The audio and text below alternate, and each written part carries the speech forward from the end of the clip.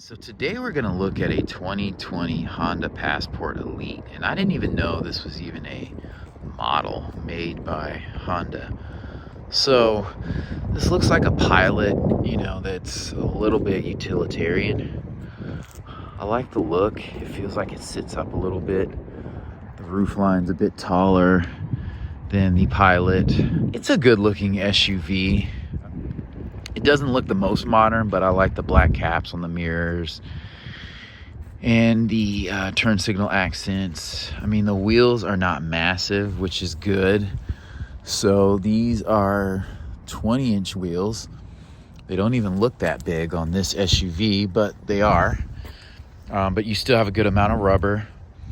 And there's really not a bad angle on this SUV. So if you like Honda, this would be a good look for you. And I mean, this is a bit more of a masculine, non-crossover looking SUV. So I like the dual exhaust. Pop open this back hatch just to take a look. So this is not a 3-row SUV, which is kind of cool because usually when you get to this size, people try to stuff a 3rd row in here. You do have a power outlet back here. You have a ton of space. There is a bit of a liftover for this SUV because it does sit up a little bit, but I love this button that you can use to these buttons you can use to kind of lower the seats down. I was about to leave this dealership and I saw this and I was like, that's an interesting looking Pilot. So this is a ton of space right here, and I love that these seats fold flat. So, I mean, you can get a lot of cargo back here. Stepping inside, I mean, the step-up height is not that bad. If you are shorter, it may be a bit much for you just to do day in and day out if you're a smaller person. But these seats feel good. You have a decent amount of leg room back here, and my feet fit well under the seat. So you do have some USB-A charge port functions, and then you have a house outlet here. And then you even have heated seats back here. So that's really dope. And I love that you have air conditioning and heating vents back here. So hopefully they're strong enough that they, hit back here. You do have map pockets back here in both sides. And then these doors are nice. You have dual cup holders here. You have a little cubby hole here.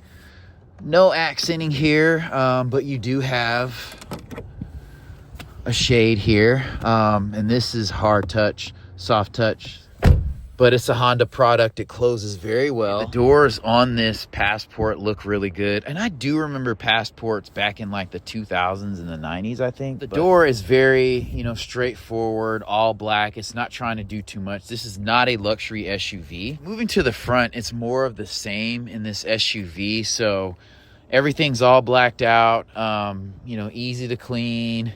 It's not doing too much. Like I said, there is a little bit of a step up, but not too much. Like, even if you're a shorter person, you can deal with that. You have forward collision warning, lane keep assist, parking sensors in the back, traction control. You do feel like you're sitting up and you can see over the hood, so I really like that. I feel like this is a good seating position. And this is kind of like set up like an old school SUV where you have a deep cubby hole here, and you kind of like tower over it, and you can set stuff here. This is solid. I like this drive mode selector here with the buttons. That's pretty cool. It's very, very functional. This is a functional interior, and I'm not surprised when you consider it's a Honda. You do have a heated steering wheel.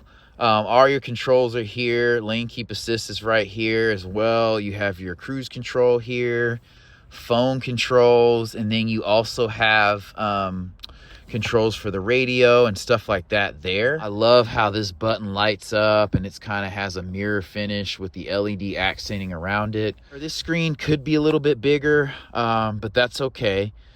It's a good size, a decent size. You do have heated and cooled seats in this SUV.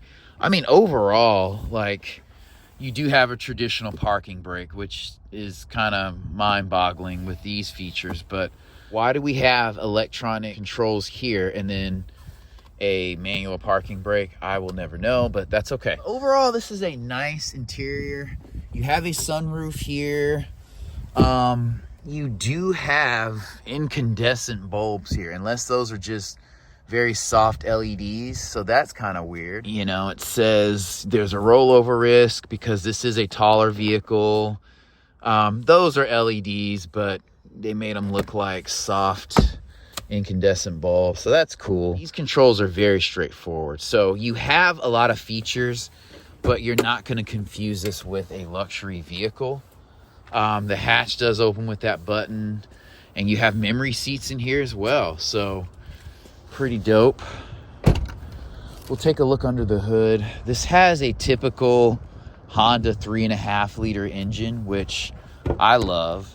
You're not going to be doing much work under here. You can change the air box, and so it's going to have good power. It'll run forever.